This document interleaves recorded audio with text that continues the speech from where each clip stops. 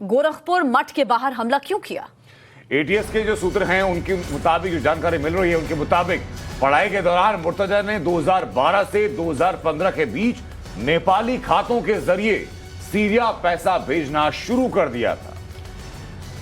यही नहीं, इतना ही नहीं, उसने 2020-21 में नेपाली खातों के जरिए करीब 8 लाख रुपया सीरिया भेजा था, जिसके बाद से ही वो खुफिया एजेंसियों के रडार पर आया। यही कारण है कि एटीएस को उस पर नजर रखने के लिए लगाया गया था।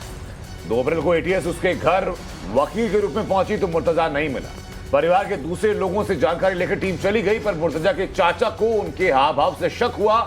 जानकारी जुटाई तो पता चला कि वो पुलिस वाले थे।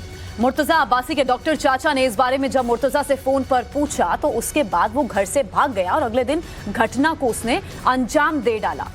तो एक एक करके बड़ी खबर टाइम्स ऑफ नवादा आपको बता रहे हैं मुर्तजा अब्बासी को लेकर के। जो मुर्तजा गोरखपुर मठ में पुलिस वालों के ऊपर धारदार हथियार से हमला करने का आरोपी है।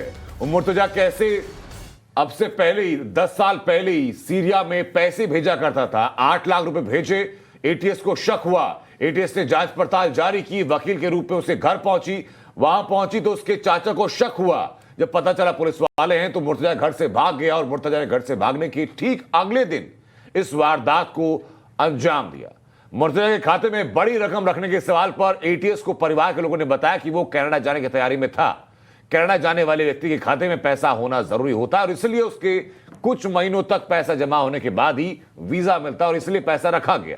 और ये देखिए, पढ़ाई के दिनों की बात है, जो 2012-2015 की जानकारी आपको दे रहे हैं। नेपाली खातों के जरिए इसने सीरिया पैसा भेजा था। ये उसके पढ़ाई के दौरान की बात है। एटीएस लगातार इस मामले में कार्रवाई कर रही है। वहीं कल एडीजी लॉ एंड ऑर्डर ने भी कहा था कि अभी कुछ भी हम साफ नहीं, मतलब अभी हम कुछ भी नहीं बोल सकते, क्योंकि जांच जो है वो प्रारंभिक दौर में है इस समय, लेकिन हर एंगल से जांच पड़ताल इस मामले में की जा रही है। मनीष यादव हमारे साथ जुड़ गया। मनीष, ये खुलासा भी अपने आप में बहुत बड़ा खुलासा है और एक के बाद एक परतें खुलती जा रही है जो मुर्तजा अब्बासी की दिक्कतें बढ़ा रही है।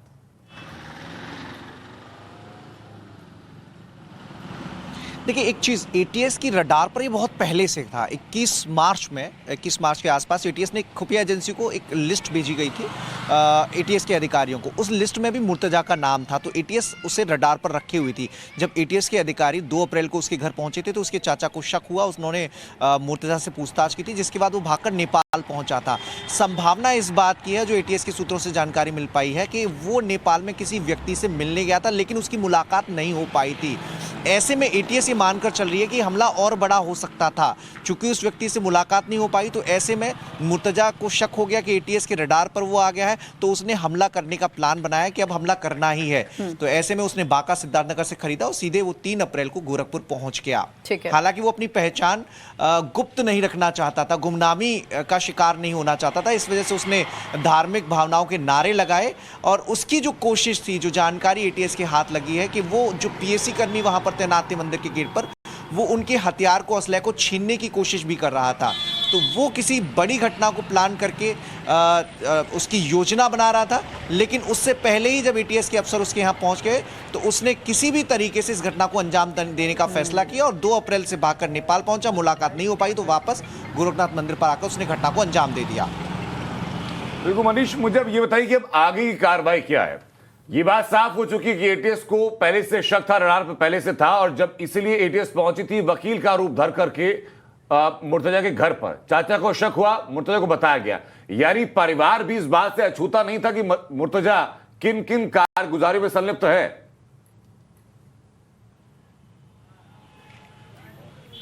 देखिए, बिल्कुल परिवार को इस बात का शक था। हालांकि गुमराह करने की कोशिश परिवार के लोगों ने की। जब एटीएस के अधिकारियों ने सवाल किया कि इतना पैसा उसके अकाउंट में था, वो लगातार पैसा पेपल ऐप के जरिए नेपाली खातों में ट्रांसफर करता और नेपाल से वो पैसा सीरिया भेजा जा रहा था।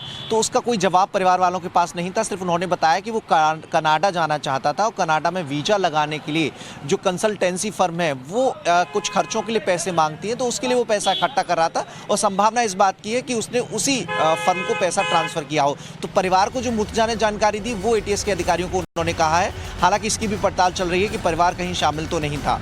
अब एटीएस की गिरफ्त में मुर्तजा है। पूछताछ कल भी चल रही थी, 11 तक रिमांड की अवधि है और तब से लगातार एक एक बिंदु पर मुर्तजा से पड़ताल की जा रही है।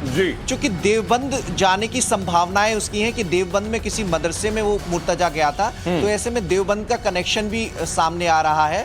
देवबंद भी एटीएस की एक टीम पहुंची है, वहां पर फतेहपुर गांव से कुछ संदिग्धों को हिरासत में लिया है, उनसे भी पूछताछ की जा रही है। तो एक रोड मैप बनाने की कोशिश की जा रही है, जो हर पॉइंट को जोड़ने की, आपस में कनेक्ट करने की कोशिश एटीएस के अफसर कर रहे हैं। यानी धीरे धीरे संभावना थी कि मुर्तजा लोन वुल्फ अटैक कर रहा था, इकलौते पूरी चीज प्लान करता है, ऐसा है नहीं, पूरा नेक्सस है जो उसके पीछे पूरा काम कर रहा है। और यही वजह थी कि जब सीरिया पैसे भेजे गए उस वक्त से मुर्तजा एजेंसीज के रडार पर आया और एक एक करके पर्दे खोल रही है। हमारे सहयोगी मनीष लगातार जानकारी दे रहे हैं कि नेपाल से कनेक्शन है, उसके अलावा देवबंद से कनेक्शन है और उसके अलावा ये भी संभावना पूरी तरीके से पुख्ता मानी जा सकती है कि परिवार भी कहीं ना कहीं इस मामले में संलिप्त था। अनुज मिश्रा भी हमारे साथ, हमारे सहयोगी जुड़ गए हैं। देवबंद से भी सीधा संबंध सामने आ रहा है मुर्तजा अब्बासी का, हमें और जानकारी देंगे इस मुतालिक। अनुज, और क्या जानकारी है और आज की हम एटीएस की कार्रवाई की अगर बात करें तो क्या आज देखने को मिल सकता है? जी देखिए, फिलहाल जो है एटीएस की तरफ से तमाम जगहों पे छापेमारी की जा रही है। जो लोगों के भी लिंक सामने आ रहे हैं उनसे एटीएस की टीम पूछताछ कर रही है। दरअसल अगर बात किया जाए तो अब तक की जांच में ये बात साफ हो गई है कि खुफिया एजेंसियों के रडार पर मुर्तजा पहले से ही था और रडार पर ये तब आया जब 2020-21 में इसने पैसे ट्रांजैक्शन किए, पैसे भेजे सीरिया, उसके बाद से ही खुफिया एजेंसियों के रडार पे था। जिस तरीके की बातें सामने आ रही है कि जो 31 तारीख को जो लिस्ट सौंपी गई थी उसके पीछे की वजह ये थी कि अचानक इसकी एक्टिविटीज जो थी हाल फिलहाल के दिनों पर तमाम जो संदिग्ध वेबसाइट थे उस पर बढ़ी थी और उसके बाद अचानक इसने एक्टिविटीज करना बंद कर दिया था, जिसके बाद ही इसके घर पर टीम भेजी गई थी जो कि बैंक के कर्मचारी बन के वहां पर पहुंचे थे। तो निश्चित तौर पर कहीं ना कहीं खुफिया एजेंसियों के रडार पे था। मेन बात जो है एटीएस के सामने जो सबसे बड़ी समस्या है वो ये है कि नेपाली कनेक्शन निकालना। ये आखिरकार नेपाल क्यों गया था, वो कौन लोग थे जो नेपाल से इसकी मदद कर रहे थे, ये कनेक्शन तलाशने की कवायद फिलहाल जो है एटीएस की टीम की तरफ से किया जा रहा है। और इसी वजह से एटीएस ने एक मौलाना को भी हिरासत में लिया है जिनसे इस बाबत पूछताछ की जा रही है। बिल्कुल अनुज, मैं वापस लौट रहा हूं, लेकिन मेरे सहयोगी मनीष है तो लगातार हमारे साथ बने हुए। मनीष, देवबंद कनेक्शन क्या है?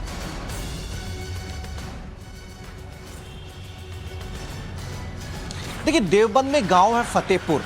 एटीएस को जानकारी मिली है कि मुर्तजा न केवल नेपाल बॉर्डर से सटे हुए मदरसों में बल्कि देवबंद भी आता जाता रहा है।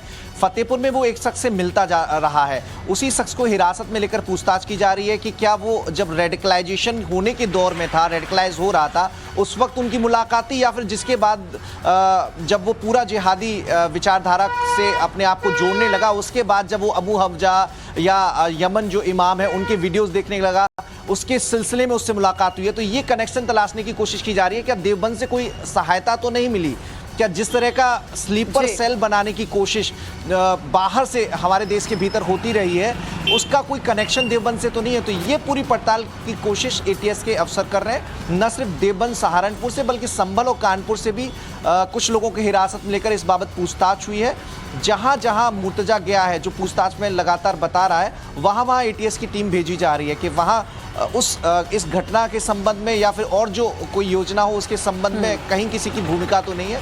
तो ये पड़ताल एटीएस की ओर से होती है। देवबंद के फतेहपुर में आना जाना था मुर्तजा अब्बासी का, वहां लगातार एक शख्स से वो मिलता जुलता था जिससे पूछताछ एटीएस की टीम कर रही है। पिता और भाई से भी पूछताछ एटीएस की टीम कर चुकी है। अब डॉक्टर चाचा के नाम का भी खुलासा हो गया है कि उन्हें जैसे ही शक हुआ उन्होंने मुर्तजा से बात की, मुर्तजा घर से भाग गया और उसने अगले दिन इस घटना को अंजाम दे दिया। और अब देवबंद से भी सीधा कनेक्शन जिसको लेकर जांच पड़ताल एटीएस की टीम कर रही है। बिल्कुल, यानी यूपी के 3 शहरों से कनेक्शन एस्टेब्लिश हो चुका है। संभल से जैसा कि हमारे सहयोगी मनीष बता रहे हैं, संभल से कनेक्शन है, कानपुर से कनेक्शन है और देवबंद के फतेहपुर से कनेक्शन है। लेकिन मनीष, मुझे बताइए जरा कि संभल और कानपुर में क्या सूत्र मिले अभी तक?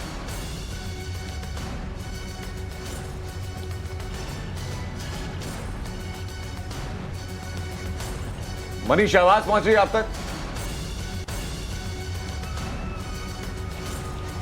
जी जी जी मनीष, मेरा सवाल है कि संभल और कानपुर के बारे में क्या इनपुट है, वहां से क्या संबंध है?